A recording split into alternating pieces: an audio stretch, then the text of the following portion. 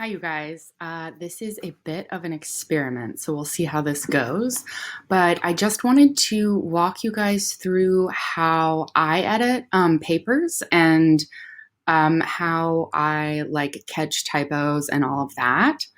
We'll see if this is helpful for you guys. So this is Jennessey's personal statement, and everybody keep in mind, this is her rough draft, and it's looking like she's starting off really well. So I'm excited. Growing up in a household with my four siblings and being raised by a traditional, that needs to be let me change it so that you can see so that needs to be capitalized because it's a proper noun. So growing up in a household with my four siblings and being raised by a traditional Dominican father has had a tremendous effect on my life and has molded me into having tough skin and being incredibly determined. First of all, so powerful. I love this, but it is a run-on. So Dominican father had a tremendous effect on my life and has molded me into having tough skin. So I would probably just change the wording of that because that just feels like it's a little clunky, right? So Dominican father has had a tremendous effect on my life. That has made me form a tough skin and be extremely determined. I think that sounds better. Let's see. Raised by a traditional Dominican father has had a tremendous effect on my life. That's period there, right? Period. He has, so let's just get rid of all this sentence. He has formed me. He has formed me into having and being extremely determined. My siblings, yeah, I think that's better. Okay. Sorry, this is just like, it's how it goes. So again, I don't know if this is super interesting for you guys, but I'm going to keep going. My siblings and I were taught things completely different. So it's really actually, I think the word order is, English is so stupid. Like, why is it so complicated? My siblings and I were taught completely different things. Yeah, I think that's the proper way. And this is like the shitty part of like writing in English because it's just full of so many exceptions that and the grammar is so confusing and has so many stupid rules because it's a mishmash of a bunch of other languages, unlike Spanish or French, which is Romance languages, easier. Anyway, I'm gonna step off my rant about how hard English is, but it just like, I feel like most of the time when I'm editing, that's mostly what I'm spending time on. So my siblings and I were taught completely different things from what a Hispanic, that needs to be capitalized there because that is, it needs to be capitalized. I think that's a proper name, right? Okay, fine.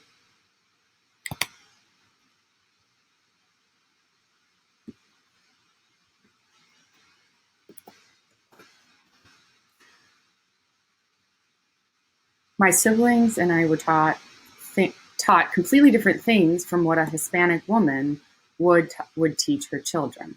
Okay. My father taught my sisters and I how to be independent and how to strive for a better life without relying on others. He molded us into strong, passionate women. Oh my God, I love this. I love this idea already. Wait, let's give her a little shout out.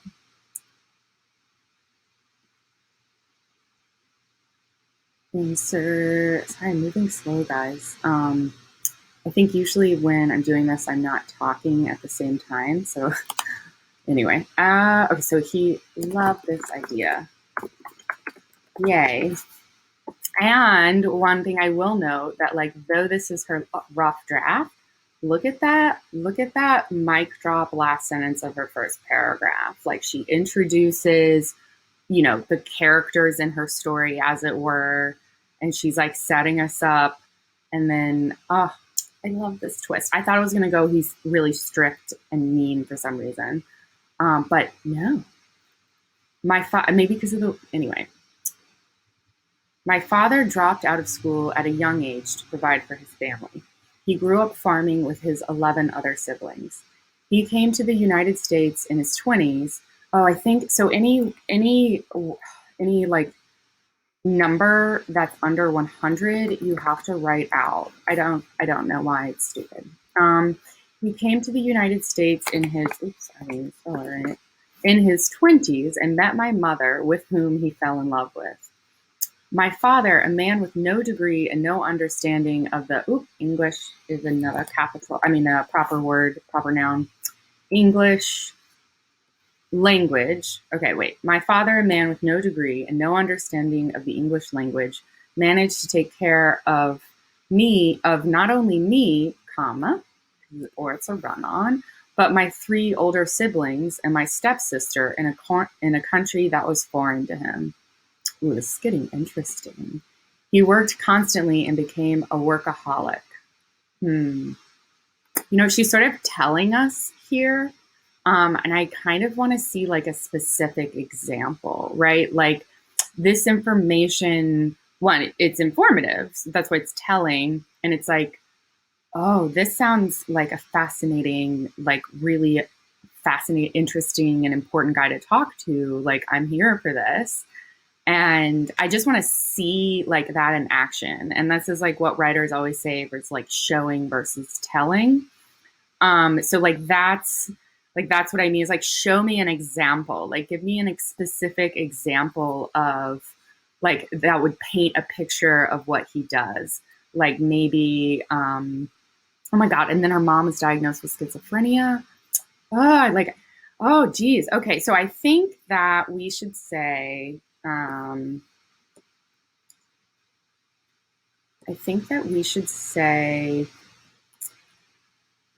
this is one, fascinating so far and gripping, comma, love it. But I think here you should try to show the reader that your dad is a workaholic and taking care of his fam.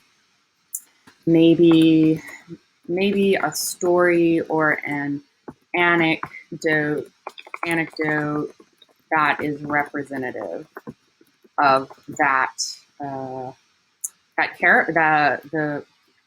characterization of your father. Because I mean, even though it's the truth, it's still in the English language a characterization. We're building a character of the father. Yeah, and like what I mean by that, just to give a more specific example, is like paint a picture for me. So it's like, my father, a man with no degree and no understanding of the English language, show me what a daily life for him looks like. Like growing up in the mornings, he would wake us up really early. I'm just assuming this. I don't know if this is true, but like, just to give you an example. So like he would wake up early and we would have to, go to, like we would wake up early and we would all have to leave for school really early, and he would be packing our lunches while we were all complaining about getting out of bed. And like, then he would go on to his second job, pick us up from school, drop him off, and then go on to his third job. Like, paint a picture for the reader, because one, remember the personal statement is about showcasing who you are and what your values are. And with this statement, it's really strong and really like powerful out the gate. So like what we're talking about here is like, this is what editors do to writers. Like I have an editor. They like give feedback on how to like make the argument stronger, because sometimes like you can't get out of your head, right? Like that's why revising feels so daunting. And like, this is why I can edit her paper so easily. Whereas if it were my paper, I would probably still be you know what I mean? Like it's easier when it's not your own work, because you can spot what doesn't make sense about it because you're the reader. Anyway, so it's just something like yeah, paint that picture for us and show us, not just tell us. It's a careful balance between the two, right? Especially since you only have 600 words. But we could, and I would perhaps recommend keeping a longer version of this and maybe submitting it to some essay contests. So once it's polished. Anyway, I digress. During that time, I was 6 years old and had no understanding of what was going on. Things rapidly changed for me as my mother's mental health declined. Oh, that's so hard. Like schizophrenia. Oh, that's no joke. Ooh. My siblings and I moved in with my dad in a small basement apartment while my mom was in the hospital. Throughout the whole year she was in the hospital, the disease caused her to forget whom. Oh my gosh. Oh, okay. So I'm just reading it for content now because I'm not paying attention to the details. I want to know the story, which is a hallmark that this is a good essay, because I'm interested, right? But we're going to go back and edit it line by line as well.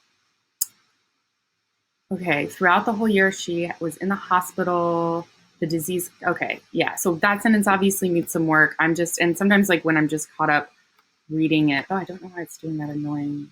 Here we go. I've never edited with the camera on before either, so it's a little different. Anyway, we were told that she was sick, but I didn't understand how she could have been affected by my mental illness until I got older. Okay. Wow. So first of all, like one thing that I've found is when I'm writing something like really, really personal and unique, that's like very dear to my heart, I am horrible at wording it the first time around because it's just so hard to get out the first time. And sometimes like, I mean, I've spent so long just trying to like get over like what I saw you guys have to go through in school and like just like, settle myself before I could start writing about it to tell people about it. And this is, I think, because this is such an emotionally driven personal statement, I think that that's also true of this. So like, obviously like this paragraph needs a little bit of work, but I don't want to think about it right now. So usually I just highlight something. Lately, I've been turning all of the sentences that I don't like and want to come back to and fix at another time purple. But you'll develop your own style, like whatever works best for you. All right. We were told that so we'll work on shaping that up.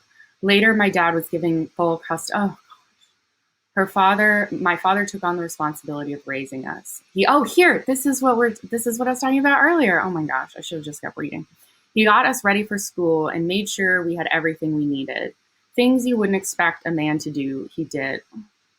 He taught us how to properly wash and sort out our clothes, how to cook, and educated my sisters and I about the menstruation cycle. Oh my God, that was not easy for him. What a champ! What an unsung hero.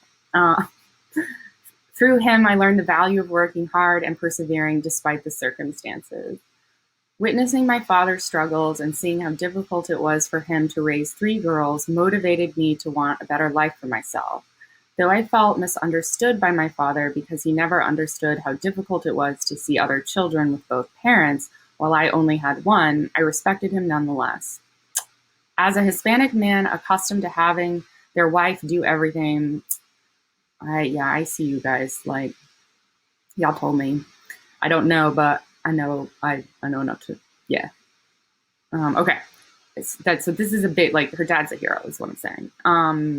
And let's make sure that we bold it as editors into make sure her dad shines. Anyway, so a Hispanic man accustomed to having a wife do everything while they solely provided for the family. He took our situation and did the best he could. I mean, that's an impossible situation, right? Not being able to receive emotional support was extremely difficult for me.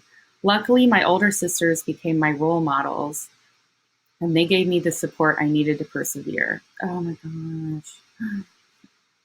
This is going to make me cry. Okay, they became strong female figures in my life. They taught me the value I uphold as a young Hispanic female, living in a world driven to tear me down. Word, it's so true. It's so true. Get it. This is what I'm talking about, like the inner resourcefulness and like resiliency of you guys. Like, I know grown people crying over far less stressful shit is all I'm saying. Like, you guys are so impressed by you. and inspired. Okay, I'm getting back to the essay. Through him, I was taught about the beauty in our circumstances. Even though my family faced a lot, I was taught that I was able to manifest that into something bigger than myself. The pain and the hardships I faced are my reason to want to improve, and for that, I am grateful that my life hasn't been perfect. I am now able to appreciate things in a different light. Although not being raised by my mother traumatized me, it became my drive. It pushed me, and as the years went by, I excelled in school and continued to push myself to be involved in extracurricular activities, creating art, and discovering new things about myself. I realized that these growing pains were necessary and made me want success even more. Yes, like, this is so good. Okay. Oh my God. Did you see me? I just like kept scrolling because like I was hoping there were more. Okay, so I think I'm gonna end this video here, but I will link to a second one of me going in depth on this because I just want to take a minute and reach out to Jennessey and text her really quick that I'm like reading it and like blown away. Just because like why not, right? You gotta call good writing when you see it. So I will see you guys in the next video.